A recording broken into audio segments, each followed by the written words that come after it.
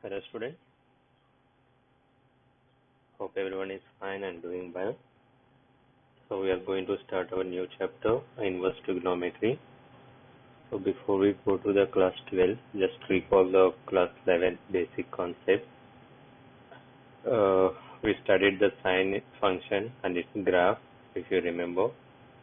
Cos function, its graph, tan, cot, and so on.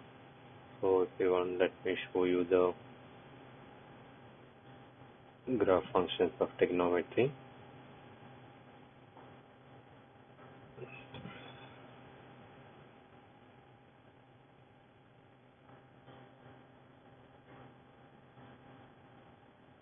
Yeah, this is the graph of sine function, which oscillates between -1 and 1. Minimum value is -1 and maximum value is +1. You take any x value on the x-axis, the corresponding y value will lie between -1 and 1 only. It will not go beyond 1, or it cannot go less than -1.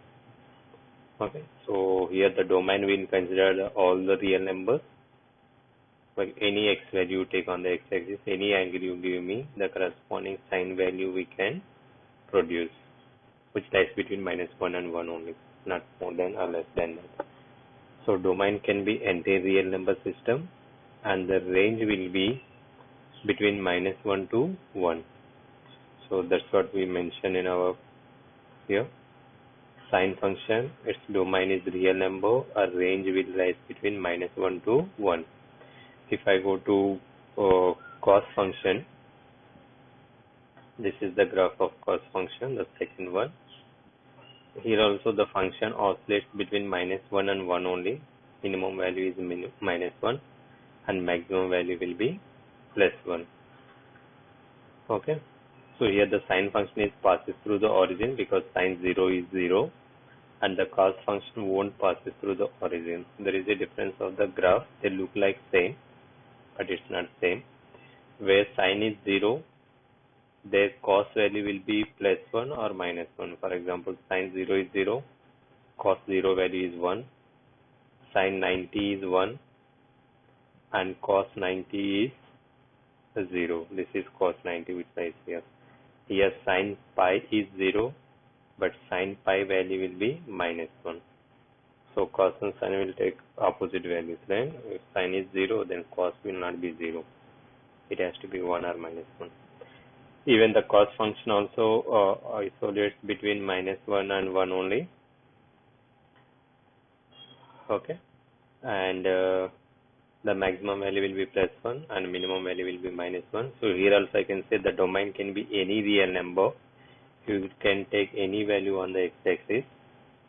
The corresponding y value will lie between -1 and 1.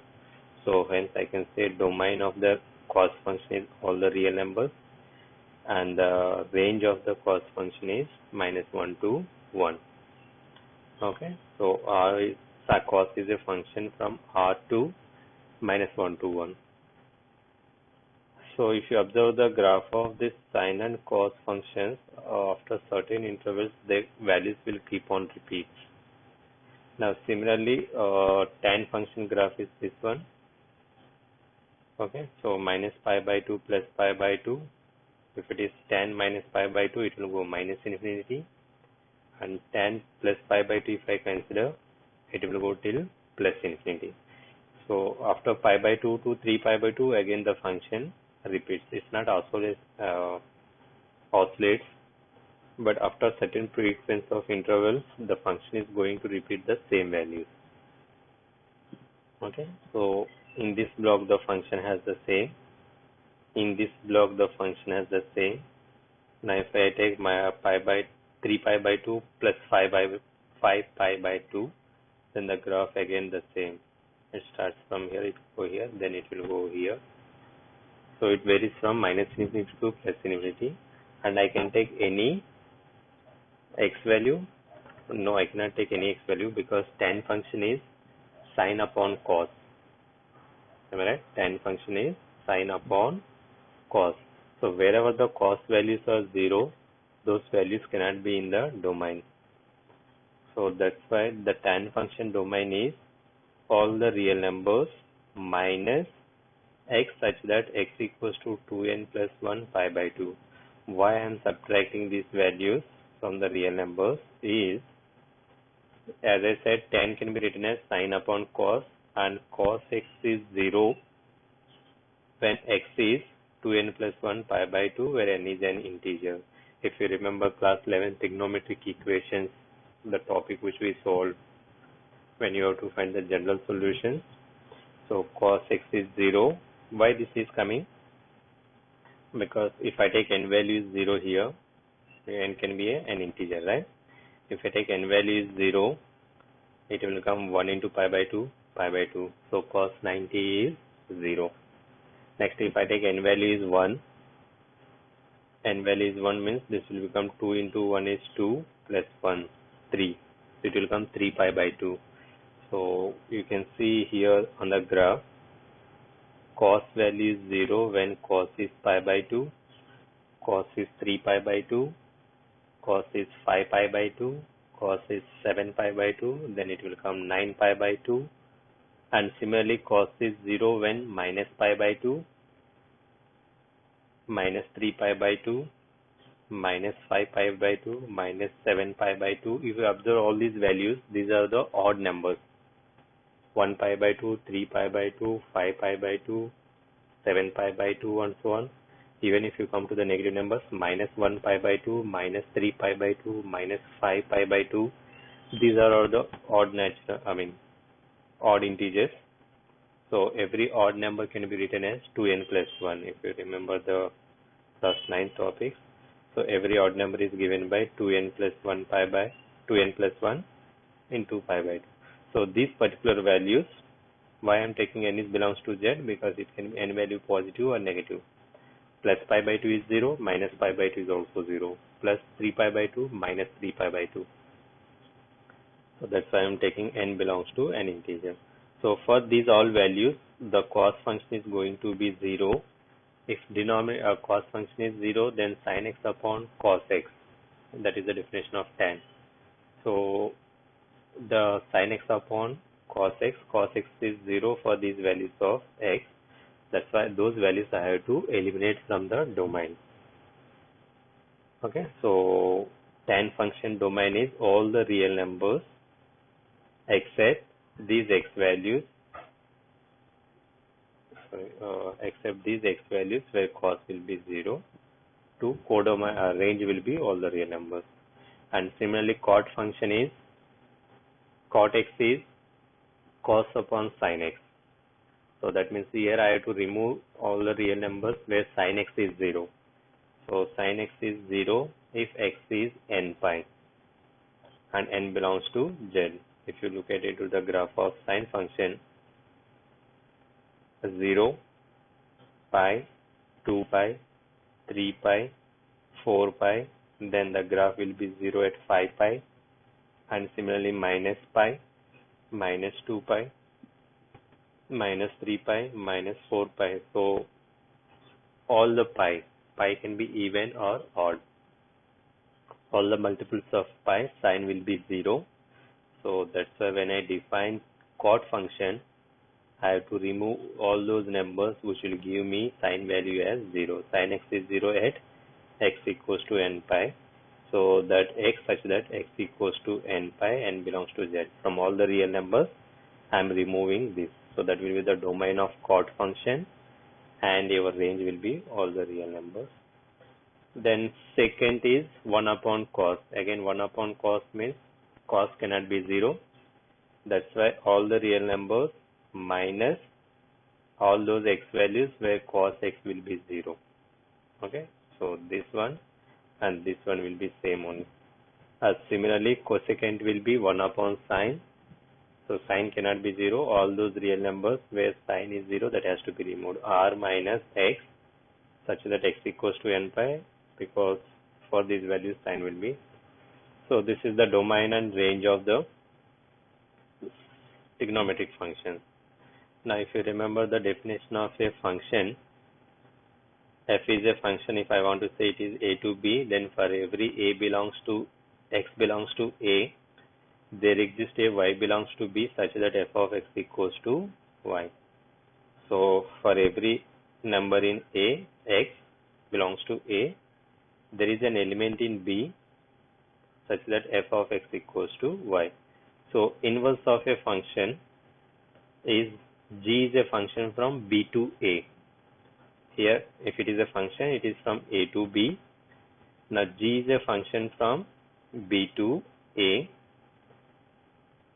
For every, here not x, for every y belongs to B,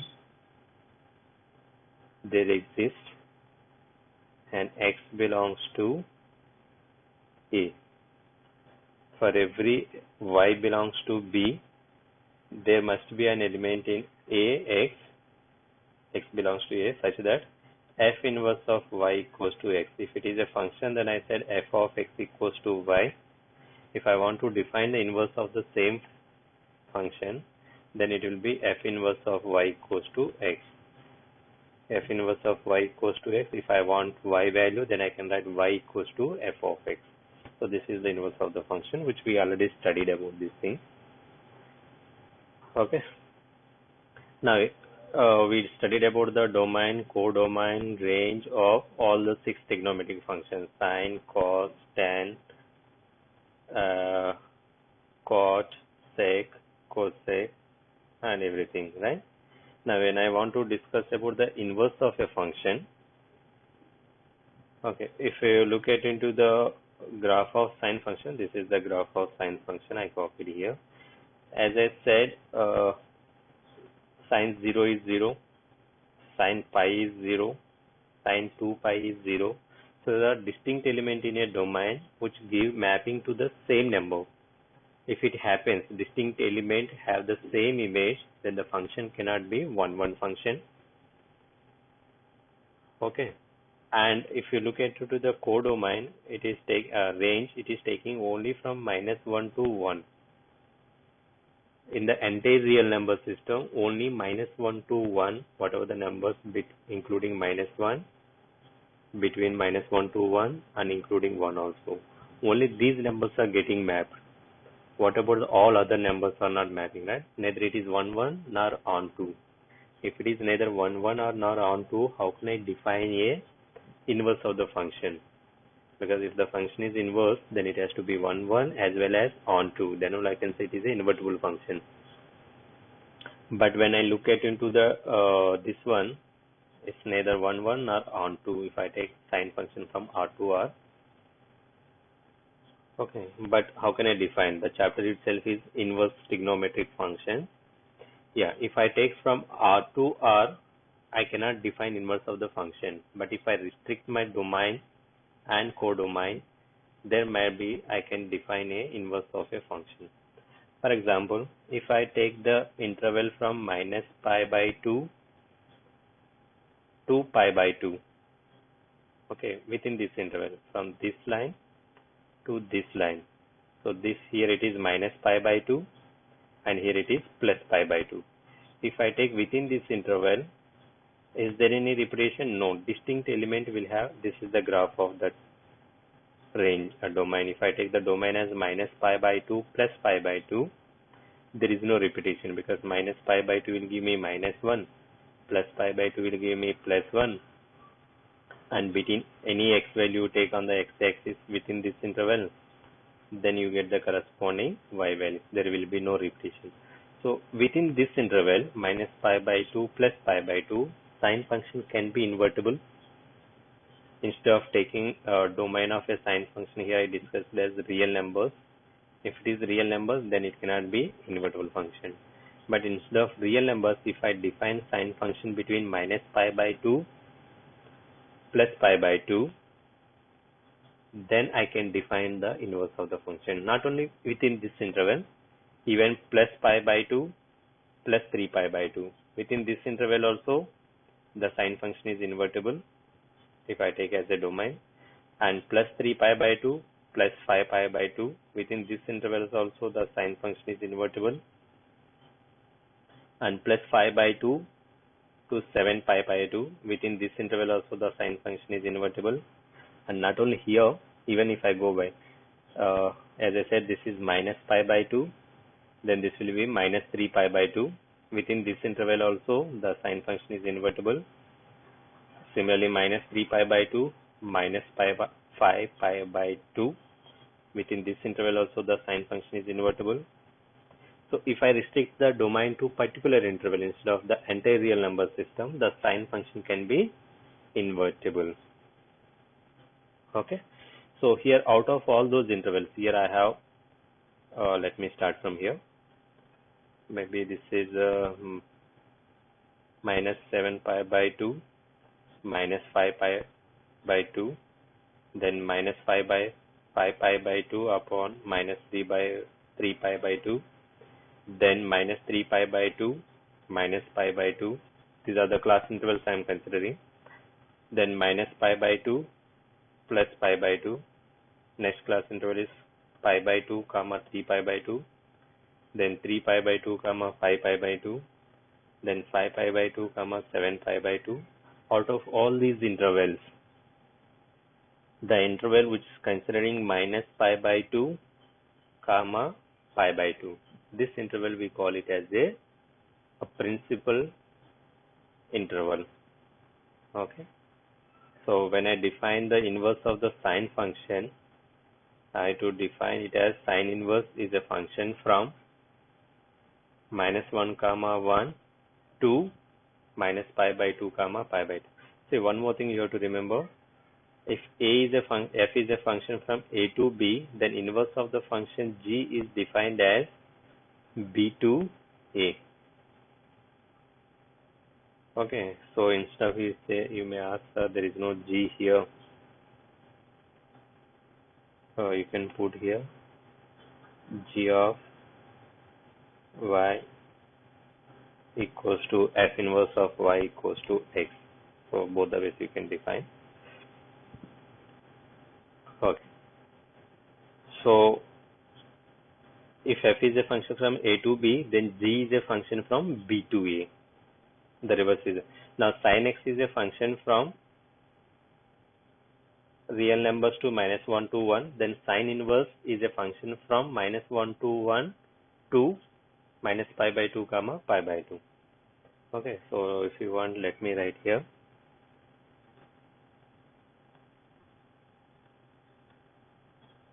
This will be sin inverse.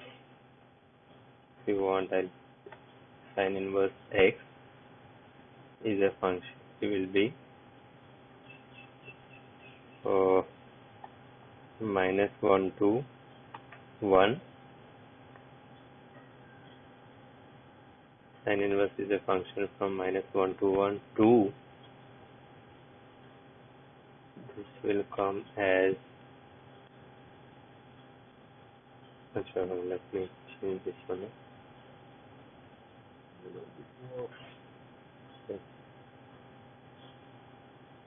So this will come minus pi by 2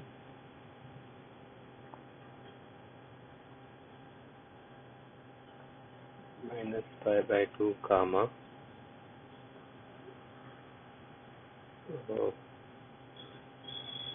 plus pi by 2. So sin 1 is, the domain will become minus 1 comma 1 and the range will become minus pi by 2 pi by 2. So when you talk about the sin inverse of x, your domain values will be a number and output is going to be an angle. Okay, generally if sin x at x, sin x equals to y, here x is an angle, sin 30, sin 0, sin 2 degrees, y will be a number, sin 0 is 0, sin 90 is 1. When I discuss about sine function, I'll give input as an angle and output is going to be a number. But when I talk about the inverse of a function, my input is going to be a number and output is going to be an angle.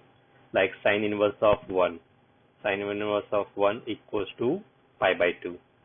Sine inverse of 1 by 2. Sine inverse of 1 by 2 is 30 degrees, pi by 6. Now sine inverse of 1 by root 2. Sine inverse of 1 by root 2 is pi by 4, 45 degrees. So here output is going to be an angle. Okay, so similarly, if I go for the cos function, Let me show you the cos function graph. This is the graph of the cos function, y equals to cos x.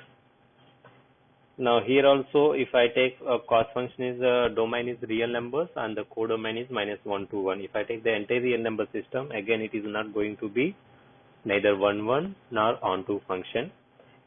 It is not 1 1 because you can say cos 0 is 1, cos 2 pi is also 1, then cos 4 pi is also 1, then cos -2 pi is also 1, then cos -4 pi is also 1. Distinct element does not have distinct images. Okay, so it cannot be 1 1 function. So what is here also we are going to restrict our domains instead of taking the whole real number system. So what are the intervals I have to consider so that cos inverse is also defined. So here what I took is first interval is from 0 to pi because cos 0 is 1, then cos pi will be -1. So first interval is 0 to pi, next interval is pi to 2 pi, then 2 pi to 3 pi, then 3 pi to 4 pi, and similarly if I come in a minus pi to 0, then -2 pi comma minus pi, then -3 pi comma -2 pi, then -4 pi comma minus pi. So these are the intervals where the cos function can be invertible. Okay, so here also what we take generally is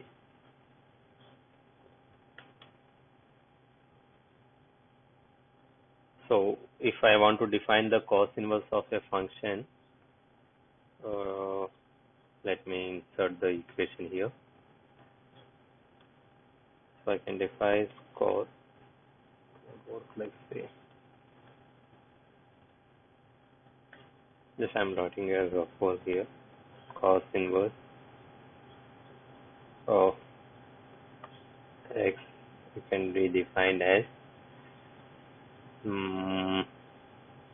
so this is -1 to 1 to here I have to consider the 0 to pi. 0 to pi. So here also my input is going to be a number in cos inverse and output is going to be a an angle. Okay, so again for the cos function 0 to pi we call that as a principal interval, and for sine function it is going to be -pi/2 plus pi/2. Now these things you have to remember. Okay, what are the principal intervals of each function?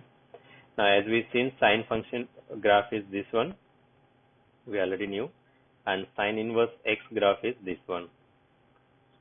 Okay, so it's going to be 90 degrees rotation of the graph. This graph you make 90 degrees this way rotation, you will get the sine inverse.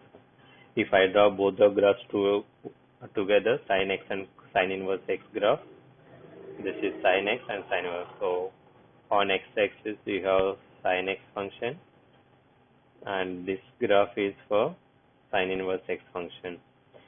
It looks like if I draw y equals to x line, so now the above graph, this graph is the mirror image of this one. One is the mirror, above one is the mirror image of below one. It looks like that. This graph look like image of this graph, but it's not actually that way. It is actually this way. This is on x-axis, that is the graph of sine x, and on y-axis this is the graph of sine inverse x. Now similarly, if you want to see, this is the graph of cos x and this is the graph of cos inverse x. It goes on. See here in the textbook also they are given. If you take this interval, then these are the class. Cosec x graph is this one, and cosec inverse x graph is this one. We are not going to use much this graph. Similarly, sec x, sec inverse x graph. Then tan x is this one, tan inverse x is this one. So everything some graph of tan x is making 90 degrees clockwise. That will be the graph of tan inverse x. This is cot and cot inverse x graph. Now this table you have to remember. This is the principal interval of sin x minus pi by 2 comma pi by 2. This is the principal interval, and the principal cross interval of cos inverse is 0 to pi, and cosec inverse is same as sin inverse. Here also minus pi by 2 comma pi by 2, but there is a small difference. Minus pi by 2 comma pi by 2 except 0 angle, because sin 0 is 0, cos inverse is 1 upon sin. So 1 upon 0 will be undefined. That's why from all the same numbers I excluding 0. Sec inverse is also same as cos inverse, but excluding a pi by 2, 0 to pi except pi by 2 value. Okay, now tan inverse is open interval minus pi by 2 comma pi by 2, and cot inverse is open interval 0 to comma. So these are the class intervals, principal intervals of the respective inverse trigonometric function. So you have to remember these values till you finish your class 12, or maybe further if it is required. Okay, now questions will be something like this. Find the principal value, I have written I think question here. Find the principal value of sin inverse minus pi by 2. So what I do is, let y equals to sin inverse pi by 2 minus sin inverse minus 1 by 2. So I can write this same function. If I bring sin and apply sin on both sides, I'll get sin y equals to minus 1 by 2. Okay, sin y equals to minus 1 by 2 is the value of 30 degrees, right? Sin 30 is 1 by 2. So I can write sin pi by 6. Then minus of sin theta, here you have minus sin theta, you can write as sin of minus theta. That is the formula. Sin of minus theta is minus sin theta. So sin of minus pi by 6. Okay, now sin y equals to sin of minus pi by 6. I got y equals to minus pi by 6. Now you can see this minus pi by 6 lies within the principal interval. What is the principal interval of sine function? Principal of sine function is minus 90 to plus 90. But what is your answer? My answer is minus pi by 6, that is minus 30 degrees. So you think this minus 30 degrees lies between minus 90 to plus 90? Yes. So hence your answer is done. So the principal value of sine inverse minus 1 by 2 is minus pi by 6. Now like this we have some more questions here. What is the principal value of sine inverse 1 by 2? So again, whatever the question is given, let sine inverse 1 by 2 equals to y. Then I got sin y equals to 1 by root 2. If sin y equals to 1 by root 2, 1 by root 2 is the value of sin 45. Okay, so sin 45 equals to 1 by root 2.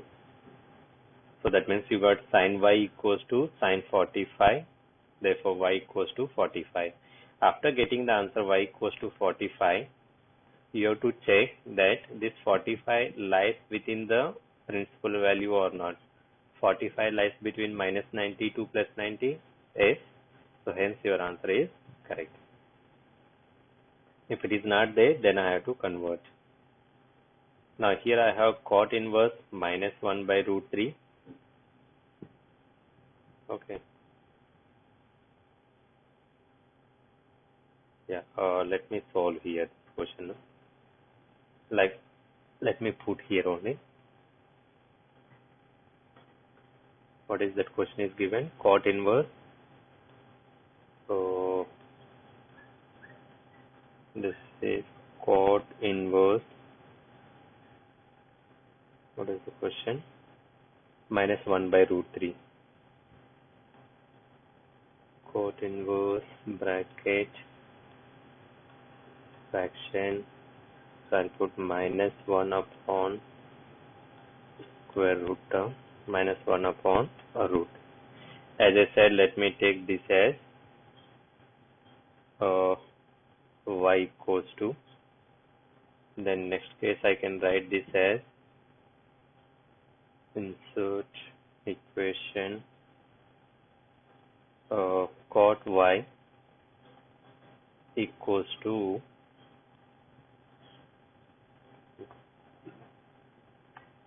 you got cot y equals to minus 1 upon root 3. Okay, 1 upon root 3 is the cos 60 value, right? I am doing as he did in this question. Okay, so let me see what mistake or what error comes here. Here you will get cot y equals to minus this will be cot 60 degrees if I am not wrong. 60 degrees. I think cos 60 is 1 by root 3. Am I right? Yes. So then finally you can conclude it as insert equation y equals to minus 60 degrees. But what is the principal interval of cos? Principal interval of cos is 0 to pi. But what did you get principal interval final answer? Minus 60. Do you think this minus 60 lies between 0 to 180 degrees? No, right? It won't lie between 0 to 180. So that's why this answer is going to be wrong, because the question is asked that you have to represent this in terms of principal interval. Find the principal value. But your answer is coming as minus 60 degrees, which cannot be principal value.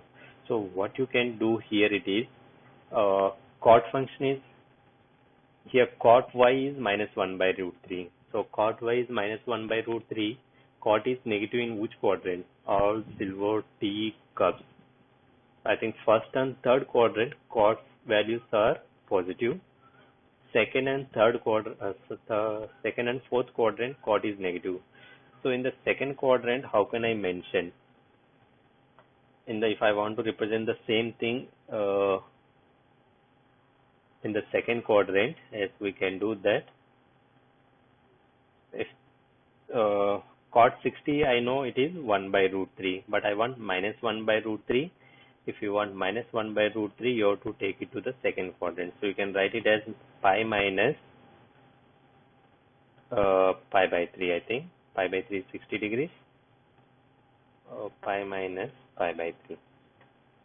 Now, if you apply the trigonometric rules and regulations, which we discussed, which quadrant it is positive, which quadrant it is negative.